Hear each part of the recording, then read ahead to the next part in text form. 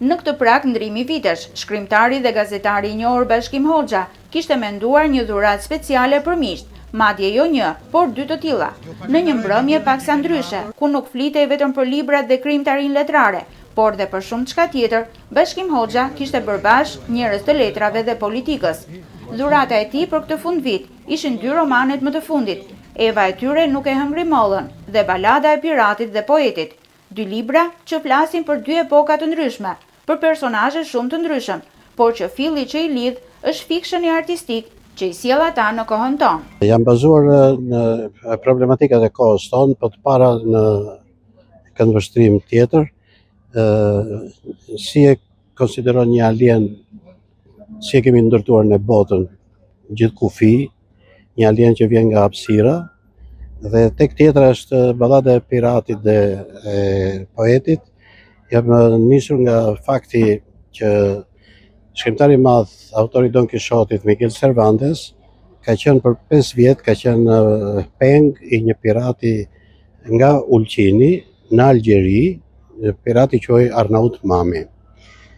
Dhe këtu ka marrë raportet e 2 këndvështrime të botës, të një pirati dhe të një poeti, të cilët kanë këndvështrime krejtësisht të ndryshme, por që bashkohen në një pikë. Në këtë jetë të gjithë jemi peng të një tjetri. Për botuesin Aurel Kaçulini, këto 2 romane janë pjesë e kolanës së veprave të Hoxhës. Këto 2 libra janë, si thosh, 2 ruazet e fundit të një kolane shumë të çmuar që Bashkim Hoxha i ka dhuruar lexuesit shqiptar.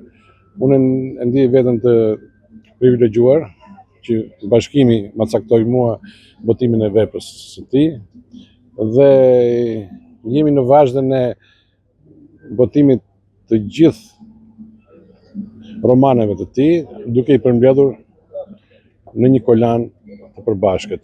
Në promovimet e librave të Hoxhës nuk kanë munguar asnjëherë emrat e njohur të politikës, personazhe që gazetari shpesh i ka pasur të ftuar në studion televizive. E pranishme në shumë aktivitete kulturore dhe artistike në Durrës, nënkryetaria e Kuvendit Klodiana Spahiu tha se pikërisht mbrëmje të tilla i mungojnë qytetit. Çdo lloj aktiviteti që bëhet në qytetin tonë dhe që ka lidhje me kulturën, me librin, me artin, janë vlerë e qytetit dhe njerëz të tillë si Bashkimi në fakt, jo vetëm që janë vlerë e qytetit tonë, po mbi të gjitha me të gjithë pasurinë që lën pas, janë midis nesh në çdo moment.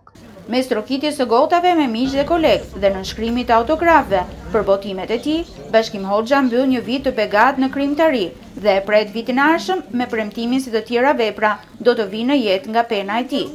Ti ke pasaportën e suksesit brenda dhe jashtë vendit.